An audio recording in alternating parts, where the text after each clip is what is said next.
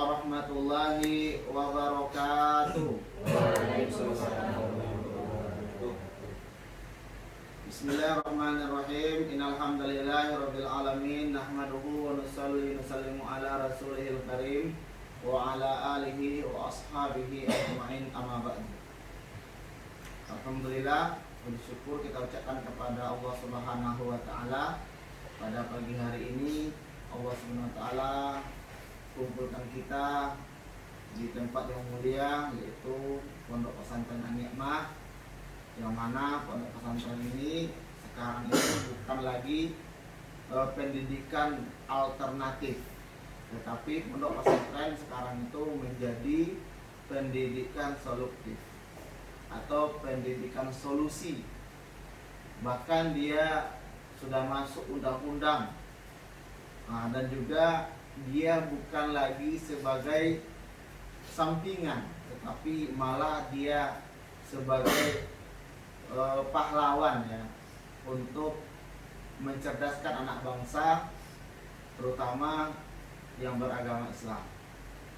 Maka kita bersyukur kepada Allah Subhanahu wa taala, kita masih dipilih oleh Allah Subhanahu wa taala setelah kalian menyelesaikan pendidikan selama 6 tahun atau ada juga yang 3 tahun. Dipilih lagi oleh Allah Subhanahu wa taala untuk mengabdi di pondok pesantren ini. Sebagaimana yang saya untuk sampaikan, saya menukil daripada guru saya ketika di Jawa, bahwasannya 8 tahun, 10 tahun, 12 tahun kita belajar di pondok pesantren tidak ada apa-apanya dibandingkan dengan pengabdian selama 1 tahun. Karena pengabdian itu kita akan banyak belajar tentang hal-hal yang belum pernah kita temukan. Kita akan belajar bermasyarakat, kita akan belajar berinteraksi dengan senior, dengan junior, kita akan belajar teamwork, yaitu tim kerja. Kita juga akan belajar manajemen, pengaturan, kita juga akan belajar organisasi, yaitu struktur kepengurusan, dan juga kita belajar mengamalkan ilmu yang telah kita pelajari, serta kita belajar menyampaikan ilmu yang telah kita pelajari. Banyak hal yang bisa kita ambil ketika kita mengabdi. Maka kenapa pondok pesantren mana saja itu hampir 100% mereka menganjurkan murid mereka untuk mengabdi setelah selesai pondok pesantren. Kalau pondok pesantren Ustaz di Temboro, kami mengabdinya bukan 1 tahun, tapi pengabdiannya 2 tahun. 1 tahun mengabdi secara akademik, yaitu mengabdi di pondok pesantren sesuai dengan bidangnya masing-masing. Kalau dia menonjol di bidang keilmuan, maka dia ada yang mengajar, ada yang mengajar kitab, ada yang mengajar tahfidzul Quran, dan juga kalau seandainya dia punya potensi di bidang lain seperti di bidang kelistrikan, di bidang multimedia, di bidang tata usaha, kemudian di bidang yayasan, di bidang keuangan, di bidang unit usaha itu banyak lagi. Seperti itu. Sehingga mereka selama 1 tahun itu benar-benar fokus dalam melaksanakan pengabdian tersebut. Para pondok pesantren merasa terbantu dengan pengabdian tersebut. Dan setelah selama 1 tahun mereka mengabdi, juga kami juga ada mengabdi namanya ke masyarakat dengan cara dakwah selama 1 tahun. Siap dakwah selama 1 tahun? Melalang buana, melintasi benua ke benua, negara ke negara, provinsi ke provinsi, bahkan masuk ke lorong-lorong masyarakat, mendatangi semua watak dan karakter manusia untuk menyampaikan yang hak itu hak, yang batil itu batil. Mengajak manusia untuk dulu fisil mikafah, ya kan, untuk masuk Islam secara sempurna. Kalau di An-Ni'mah belum ada pengabdian seperti itu, baru ada pengabdian 1 tahun. Ketika di Pondok Pesantren di Jawa, ketika kami mengabdi itu dilarang memakai handphone. Kalau di Jawa, sehingga kami mengabdi itu benar-benar maksimal, ya. Walaupun ada juga yang pakai handphone, minimalnya dia ada rasa takut dan bersalah ketika makainya, ya kan? Nah, paling nyumput di belakang kantor gitu kan. Nampak keamanan lewat, keamanan. Mau ada kolom. Nah, jadi minimal seperti itu, ya kan? Tapi kalau ketahuan HP-nya siap pecah 5 dan orangnya langsung di-store. Nah, itu kalau di Temboro, sehingga pengabdiannya itu maksimal. Nah, bahkan di samping mengabdi, mereka juga belajar. Namanya takhusus semuanya. Dia belajar samping sebagai waktunya belajar, tapi lebih banyak mengabdi. Jadi kayak pendidikan di Jerman yang kita sosialisasikan kemarin, belajarnya itu hanya 20%, 30%, tapi mengabdinya 70%. Itu sebenarnya di pondok pesantren sudah diterapkan sebenarnya. Kalau Ustaz di Temboro sana, itu kalau sudah kelas 9, itu dia namanya sudah Ustadz. Kalau di situ gelarnya mulwi, ya mulwi gelarnya, atau maulana ya. Nah, kalau di Pakistan tuh mulwi atau maulana, karena itu pondok pesantren Temboro masih ada hubungan dengan Pakistan, sama India, sama ya Yaman, Mesir. Jadi sebagian gelarnya diambil dari Pakistan. Itu gelarnya apa namanya, Said ya. Gelarnya adalah mulwi. Nah, Usman pernah dapat gelar mulwi. Tapi tidak apa namanya, tidak umum di Indonesia, kecuali bagi orang-orang tablik ya, jemaah tablik tuh biasanya kalau ketemu tuh Masya Allah Maulana, nah itu biasanya. Tapi kalau orang-orang umum Maulana atau apa pula, emangnya Maulana Malik Ibrahim. Kenapa Maulana Malik Ibrahim panggil Maulana itu ya kan, karena beliau juga masih kalau nggak salah keturunan daripada Nizamuddin, Syekh Nizamuddin kalau nggak salah, atau menantu, pernah tahu, ini ada hubungannya hingga dipanggil Maulana beliau. Jadi Maulana itu gelar Pakistan, India dan Bangladesh. Ya, kalau tamat takhusus di situ gelarnya al-ustad. Jadi ustad itu asli tinggi ya. Kalau di Timur Tengah itu kalau ustad itu profesor, ya kan? Al-ustad fil hadis. Oh, Masya Allah, profesor hadis itu. Ya kan? Woi, Tino nih al-ustad Tino, woi, profesor nih. Ya kan? Kemudian kalau seandainya di Timur Tengah, di Yaman dibilang al-ustad, itu Masya Allah itu Masya Allah, orang itu tajib. Tapi di Indonesia yang pengabdian aja dibilang al-ustad ya kan, ustad ya kan. Nah, Profesor Yusuf ya, Masya Allah. Jadi gitu ya. Maka untuk itu kepada anak semuanya, kita bersyukur kepada Allah Subhanahu wa taala. Dan salam pada Nabi besar kita, Nabi Muhammad sallallahu alaihi wasallam, yang Allahumma shalli ala sayyidina Muhammad wa ala ali sayyidina Muhammad. Yang kita hormati ya Ustaz Muhammad Imron Izroi SHMH MH. Beliau mungkin kenalkan sedikit ya, nanti beliau kenalan juga. Beliau adalah alumni Gontor, kemudian menyambung di UNIDA, Universitas Darussalam Universitas Darussalam. Nah, sampai S1 dan S2. Masih muda, masih lajang, masih ganteng, tapi sudah S2 luar biasa. Dan beliau dulu pernah juga mengabdi di sini tahun berapa Ustaz? 2016 ya? 2015-16. Nah, kayak Wahyu belum lahir kayaknya. Sudah ya? Ketemu nggak? Waktu tidak SMP. Al-Ustaz tidak SMP ya? Anu SMP sini dulu. Iya, apa? Al-Ustaz ini masih SMP dulu.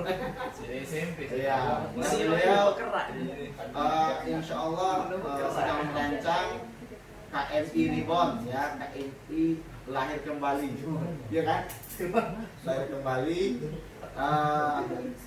Kita ada rencana membuat pendidikan KMI Kuliatul Muallimin Al-Islamiyah yang persis kayak Gontor, ya, yang pelajaran agamanya full, bahasa Arabnya full, bahasa Inggrisnya full, ya kan? Selama 6 tahun, kelas 5 menjadi IST, kelas 6 menjadi mudabir, ya, menjadi musrif ya, kelas 5 menjadi mudabir, kelas 6 menjadi musrif, sehingga para ustadznya tinggal fokus mengarahkan, membina, mengawas, dan mengajar, dan serta mendidik.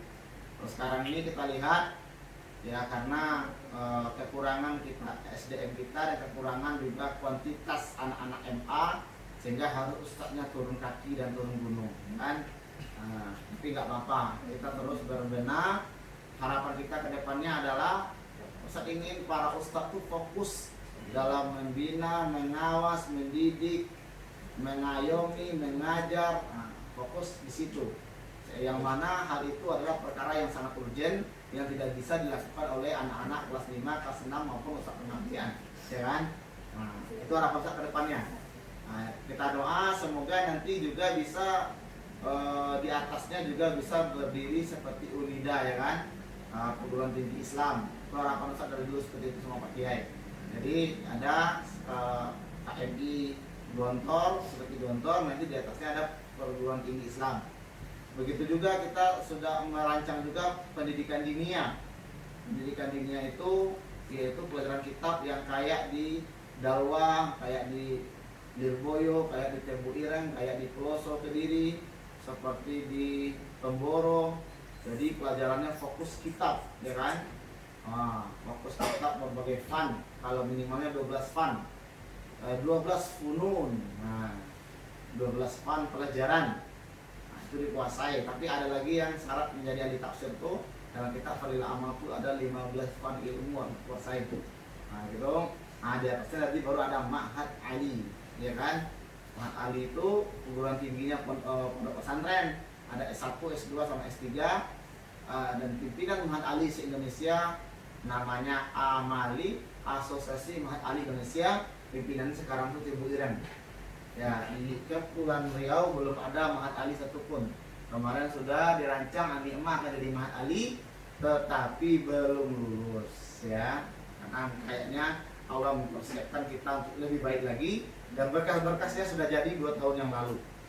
Yang ngetik-ngetiknya anak-anaknya ngetiknya Alwan, Zaki, TH, ya kan, apalagi itu Zakwan itu nggak, Zakwan belum ya, belum bergabung ya kan. Oke, itu sedikit intermezzo ya. Gimana kabar, sehat nggak? Ini kayak kita mau podcast kayak ini. Kayak jadi komputer gitu ya. Ya, baik, kita lanjut ya. Jadi anak-anak semuanya, kita nih Tajidul Mudaris itu asli dari kemarin ya. Dari kemarin, cuman Ustaz udah Yusuf udah minta izin, Zakwan udah minta izin, Salman udah minta izin, Ustaz Tino tuh udah izin. Itu kayak gitu kan. Wahyu udah entah kemana, apalagi Narendra belum terhubung. Akhirnya ayolah Ustaz alihkan aja. Akhirnya Ustaz pergi ke apa jadinya? Apa namanya? Kayak ketika itu Ustaz fokus kerja jadinya ketika itu. Ini berkas. Habis itu kemarin bersama Gus Hasbi ya. Udah ada kemarin semua belum? Udah. Nanti hari ini sama Ustaz, mungkin kedepannya ketika Ondri datang nanti kita ada lagi program kita psikotes sama interview, ya. Psikotes itu atau psikotes nanti sama Ondri ada soal-soal psikotes yang akan dibagikan. Kita akan melihat sifat dalam atau sifat asli seseorang itu kita akan tahu dengan psikotes tadi. Dan juga kita akan menguji ketahanan seseorang dengan psikotes itu. Ada uji-ujiannya ketahanan kita, sehingga kita bisa melihat orang ini punya ketahanan kerja atau tidak. Kalau orang tidak punya ketahanan kerja, itu dia tidak akan bisa sukses. Kenapa? Mudah bosan, ya kan? Baru menikah seminggu bosan ganti lagi, ya kan? Bosan lagi. Bagaikan menebang sebuah kayu pakai kampak yang besar, semangat awalnya tapi separuh berhenti, maka kayu tidak akan tumbang kecuali datang ada bencana untuk tumbang dia. Tapi walaupun mungkin menggunakan parang yang kecil tapi istiqomah tik, maka lama-lama pohon itu akan tumbang. Begitulah orang yang punya ketahanan kerja. Dikit aja semangatnya 1 hari, izinnya 6 hari. Itu kalau gitu tidak akan bisa orang itu sukses, ya. Tapi harus punya ketahanan kerja. Dan alhamdulillah ketika psikotes dulu termasuk yang lulus, yang ketahanan kerja. Memang butuh mujahadah, tapi saya tahu ini psikotes ini harus mujahadah nih. Udah saya tahu. Maksudnya soalnya luar biasa, kepala pusing, masya Allah, luar biasa. Kepala pusing, butuh energi, butuh kecepatan. Tapi banyak yang menyerah. habis asal isi aja, asal isi aja, atau kayak ditinggalkan. Nggak boleh tinggal, nggak boleh terus saja. Kalau nggak cepat tinggalkan. Alhamdulillah Ustaz terisi semuanya, tapi ada yang meninggalkan. Berarti dia nggak punya tekanan kecil, gitu ya. Dan juga akan kita juga nanti akan interview tentang menanya kalian dan niatnya, cita-citanya, visi dan misinya, atau gambaran kedepannya. Nah, itu akan ditanya, tapi nanti ada teknis sama Pak Ondri nanti tahu waktunya karena Pak Ondri belum datang, ya kan? Nah, kalau biasanya Pak Ondri itu datang awal biasanya, jadi 3 hari itu waktunya tuh udah benar tersusun rapi gitu, tapi Pak Ondri belum datang. Jadi nanti biar sama Ustaz aja dulu. Nah, baik anak-anak semuanya, pada hari ini kita akan membahas tentang optimal ya. Nah, ini optimal pengasuhan santri dengan sistem manajemen pondok pesantren. Nah, yang ini akan menyampaikan nanti langsung Gria Parenting Indonesia, yang mana salah satunya peserta Zoom ini adalah Ustaz Usman sendiri, dan saya dapat sertifikatnya. Dan juga masih banyak materi-materi yang lain. Cuma pesan dari beliau kemarin itu adalah termasuk arahannya bagaimana para musrifah atau pengasuh pesantren mengetahui manajemen ini.